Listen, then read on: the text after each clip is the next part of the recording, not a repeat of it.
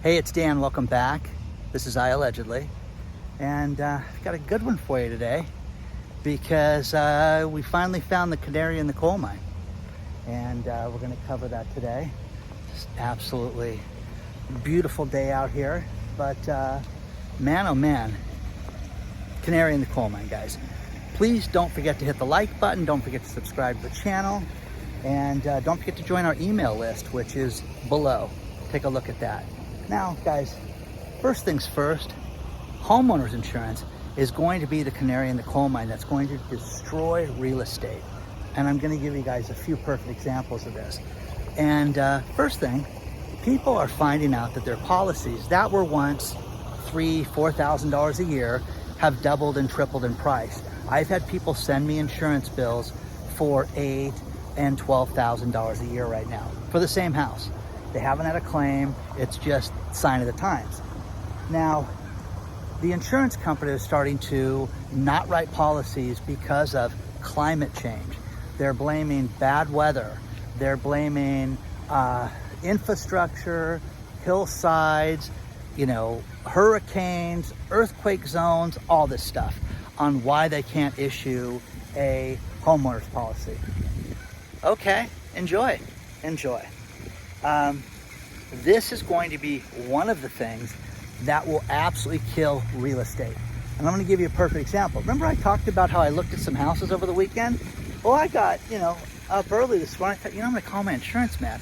I'm just curious as to what they said, because got a little fact sheet on the house of what they said. Hey, how much is the homeowner's insurance?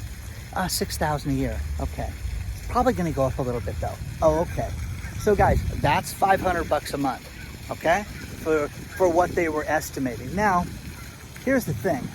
Both, houses said we're probably looking at about $10,000 a year, which I would think would be a little higher, because that's just how I estimate things. It's not like, oh, they said 10, I'm going to get it for 6 again. No. Okay. My insurance man. Now again, these houses, I'm not going to give you the address or anything like that, because it's an area that I really want to live in, okay, first of all. But one side of the hill has a view. The other side of the hill has got like the mountainside to it. Okay, let's put it that way. And the side with the view, they said, we should be able to write that. You're probably looking at like $18,000 a year for the first year at least. Now, again, did you buy this house, Dan? You already bought this house? No. I did not buy it. I just want to get an idea of what I'm looking at. Please play this game with me, okay? So guys, that's $1,500 a month for air. That's nothing. You know what I mean? That's your insurance. That doesn't get me anything. It doesn't get me a big screen TV. It doesn't get me, anything. It just gets insurance, guys. And one thing I've learned about things like insurance is once they go up, they rarely go down. Now, during COVID, we had situations where people didn't drive and you had premiums that were refunded for people. We saw that during that time. Those days are long gone, my friend. Those days are done. So the other house on the other side of the hill, damn, we can't write it. Too much vegetation, too much grass. You're never going to get that approved. Really? Yeah. No. Oh, come on. If you could write it, what would it be? 20 a year, $20,000 a year for your homeowner's insurance, guys. That is insane, guys. This is where we're at right now. This is how upside down this is. But when was the last time you heard a real estate agent talk about this? How about never ever? Don't mention that. Shh, be quiet. Now, the houses I looked at, they had everything broken down. Your taxes, your payment, if you put this much down, if you put this much down, things like that for people. And then that's also, remember, both of these houses, they told me, hey, listen, get it for a lot less. Okay, a lot less. Don't worry about it. So with that being said, you're going to see this more and more and more. Now, Travelers Insurance, they issued a great story below for you guys that says, hey, listen, if you're looking for a house, please understand we have supply chain issues. Construction costs have gone through the roof. People are not working right now like they used to work, and we have many unfulfilled jobs which delay getting homeowners claims completed. Huh? What are you talking about? What planet is this? Is this Maui? Is this where everything burnt down? I understand that, guys. That's horrible, okay? But to sit there and act like this is the way it is everywhere is lunacy. It's lunacy. But if you don't think that homeowners insurance is going to be one of the things that's going to kill real estate, you're kidding yourself. You're absolutely kidding yourself, because what we're seeing is an absolute shift in the industry. Now, you have California, it's got earthquakes, okay? It's not a matter of if we're gonna have an earthquake, it's when we're gonna have an earthquake. And that's the thing to think about. Now, again, the storm that we had last week, the hurricane, Betsy, whatever her name was. Anyways, she was not that strong, but there was an earthquake, and they attributed the storm to the earthquake, which is completely unrelated. Today's very hot this morning, so I have people that say, hey, it's earthquake weather. It's glue sniffing weather too, which is insane. Okay? This will kill real estate. This is the end of real estate. Okay? You're going to not be able to get policies.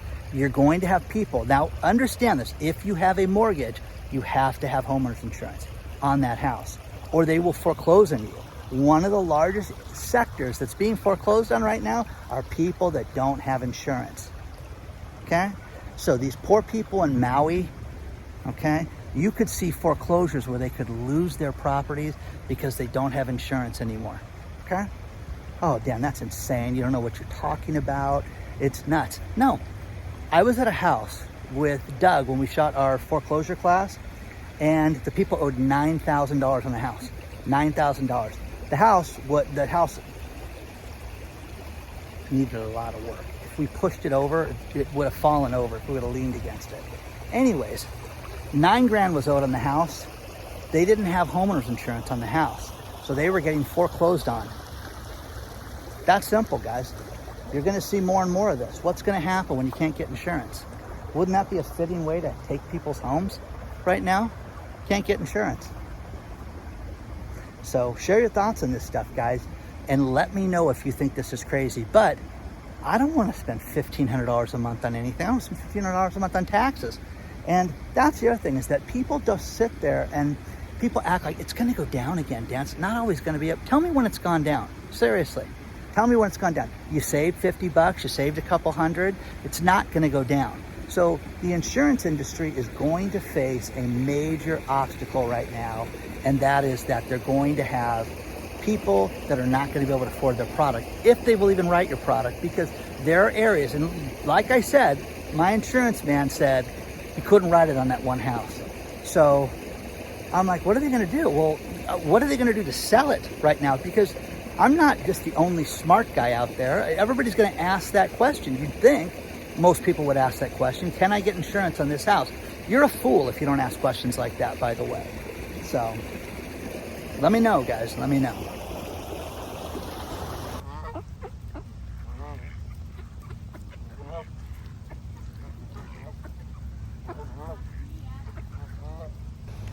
There's so much more to talk about right now, and that the economists right now are getting together and they have a mythical number of 2% that inflation should be at. Now, they're trying to change the goalpost.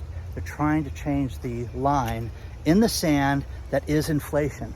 That's because nobody can hit 2%, guys, because they've printed so much money in to oblivion that that's not realistic. So what's the realistic number? Let's think about it. How about you guys just fix it and make it so that it's not out of control? I'm sure the people in the UK that are paying 18.4% for food would want to sit there and say, yeah, I'd like it lowered.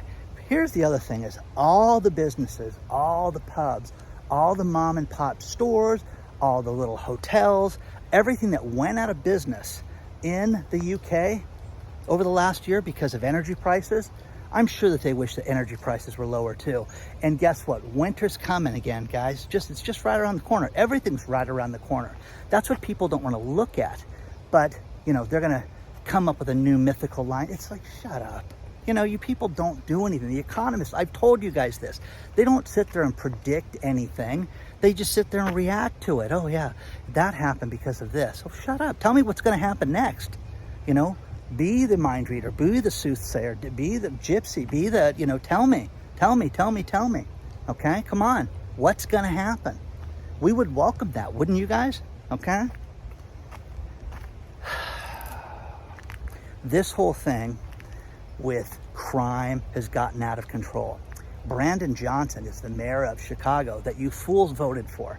And I don't care, you know, what your politics are. Politics aside, do they not want safe streets in Chicago? Is that a no? Do you not want your kids to be educated? Is that a no? Okay. Well, that's what you voted for. That's what you voted for. You voted for crime and no education and everything being backed up. So with that, you know, Brandon Johnson decided that he's going to sue Kia and Hyundai, that they're not safe cars. He's going to sue them because they keep getting stolen too much. How about prosecuting crime in Chicago? How about that? How about criminals go to jail in Chicago? How about that? Is that an idea? Okay. You know, no, I'm never going to run for mayor of Chicago, so you guys don't have to worry about that. But again, this is what's wrong with this world, is that everything's upside down like this. Then you go to San Francisco, and San Francisco just closed Nordstrom's after 35 years. Why? Because of crime. 35 years, guys. 35 years. The last day was on Sunday, and it's done. It's done.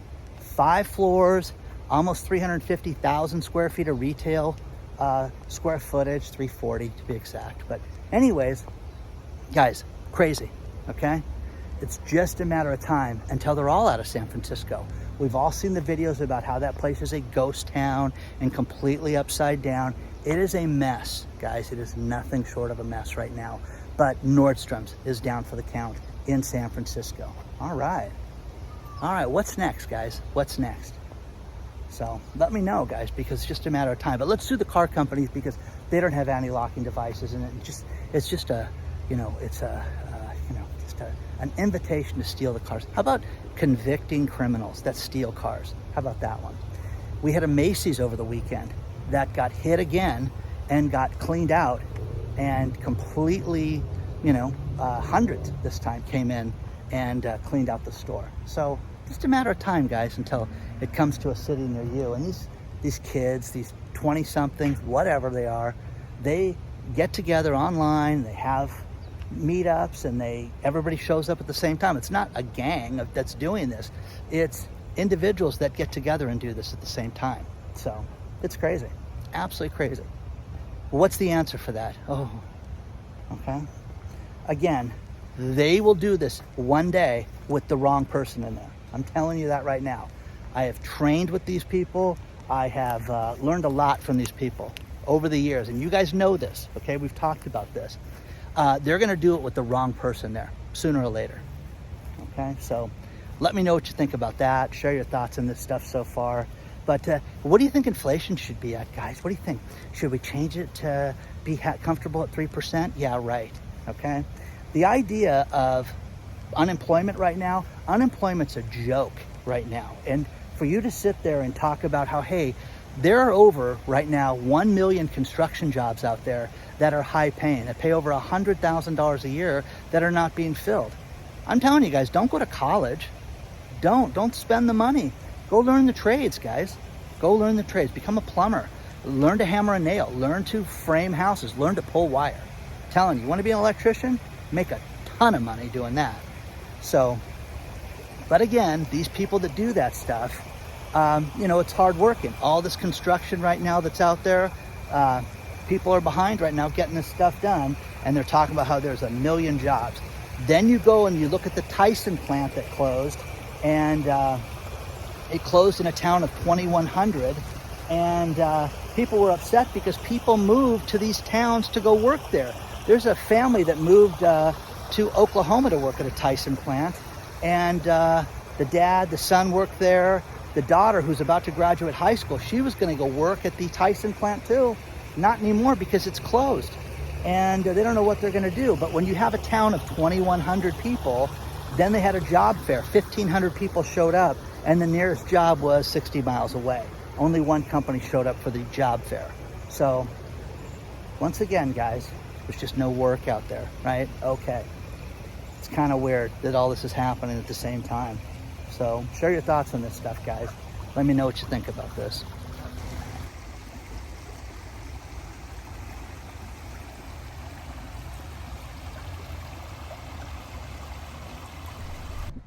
I love articles like this, where the CEO of Wells Fargo says, hey, we're still rebuilding trust right now ever since 2016, when we had that problem with opening accounts for people that they didn't ask for. How about last week when you got fined another $37 million? Oh, yeah. Wells Fargo. Wells Fargo's a joke. Wells Fargo, I'm telling you guys right now, the banks are not our friends. We're going to see more and more bank failures between now and Halloween. Okay? That's my drop dead date, is Halloween. You're going to see a ton of stuff go down right now. What's the third largest automaker based on worth? Okay? It's a company called VinFast, which I rarely heard of. Okay, I thought it was a joke. Anyways, VinFast is a Vietnamese auto company, and they're the third largest based on their net worth of the stock. Now, the stock has shot up and down and gone all over the place over the last week, but they're talking about all these promising details of VinFast and how VinFast is going to revolutionize the EV market. Now, here's what I love. There's a YouTuber named Stavros, which I've never followed, but I found a great article and one that was sent to me by somebody else, where this guy went and basically tried every EV car out there. And, he drove them, did the benefits, did the disadvantages to it, and found out that the problem with this is that the cars take forever to charge. They lie about all of them lie about how far they're going to go. The charging stations always have lines. They're incredibly expensive to charge an EV car, and nobody wants to look at that. So Stavros is sitting there saying, why would anybody do this? I'm never going to drive one of these cars. And if you want to go on a trip anywhere, you better plan an extra days to make it worthwhile, because you're going to be sitting in the car for extended periods of time charging your car. Oh, that sounds like fun, doesn't it? And again, you're going to see these places get robbed. It's going to happen because you've got pretentious people in their Prius backed in. Why do you guys back in everywhere? Can you answer that? Can you answer that? Why does every Prius driver think they need to back in? I just need to know that. Is it part of when you get the owner's manual, do they tell you to do that? Tell me. Everybody wants to know. Inquiring minds want to know. So, George Koob, he's the new alcohol czar under the Biden administration. Think about all this. How about the homeless czar? Who's that? Who's the homeless czar? Who's the veteran administration czar that's taking care of veterans in America? How about that? Okay, we have an alcohol czar because you're drinking too much. Now, I don't know about you guys, but I'm in my 50s. I work. I was up till last night till past 2 o'clock in the morning working, and I wish I could drink. You know that? I don't. I can't. Okay, who can drink right now? But what the alcohol czar is recommending the same thing as Canada, because we're so in tune with Canada, with Justin Trudeau, who's an imbecile. Anyways, okay, I'm not going to Canada anytime soon. Anyways, 2 drinks a week, guys. That's all you're allowed. We're going to make this recommendation. We want it to stick. 2 drinks a week. Huh? What is wrong with you people?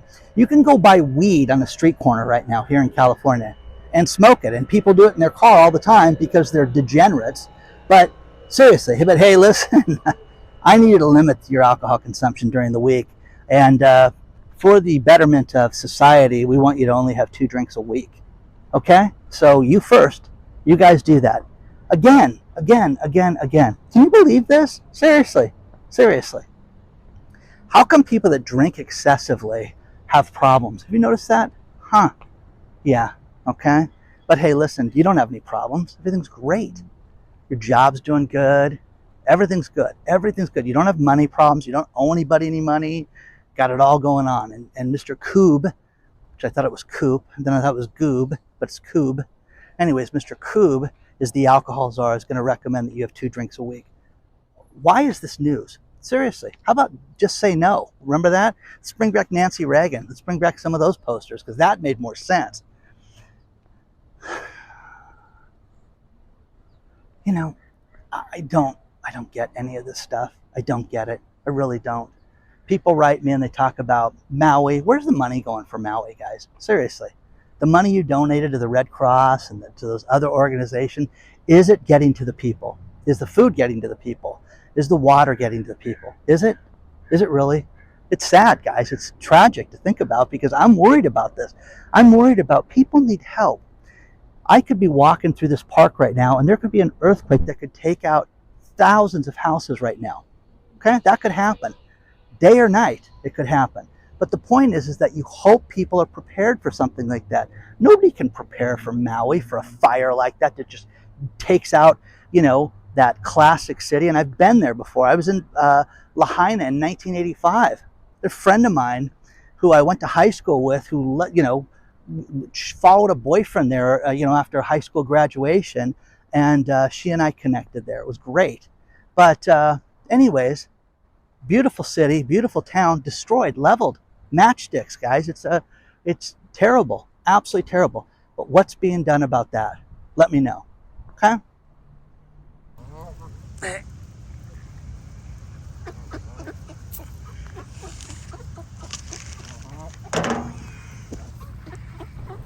One thing that we've seen a lot of is the major cities like San Francisco, like New York, have problems with occupancy of desks and people going back to work. The next one is Philadelphia. Philadelphia just did a study to see how many people are going back to work in downtown Philadelphia. And there's a Castle Systems with a K. They did a report on how difficult it is to get people into their chairs again. Nobody wants to work inside the offices again. Now think about this. Pre-pandemic levels. Philadelphia is less than 40% off of those levels right now. Less than 40%. Okay? So, it's a huge amount of people that are not going back to work. 60% of the people are not going back to work. I hope I made that clear. This is nuts, guys, right now. Nobody wants to work in an office. Nobody wants to work and take their life into their own hands going downtown in New York, in San Francisco, in Chicago, and Philadelphia, for that matter. Why? Why would you do that? Why would you want to work there? And here's the other thing is that you're seeing a lot of people that moved and they're, an hour and 10 minutes from the office now because they bought a house outside the city. No, got to come to the office now. So, Mr. Wonderful did another interview where he's talking about, hey, I don't care where you live. You're coming to the office. You decided to move 2 hours away. That's on you. That's not on me. You're coming to the office again. Okay? The next thing is gas has gone up 60 cents a gallon across the country since the first of the year. Is that bad? Is that a lot?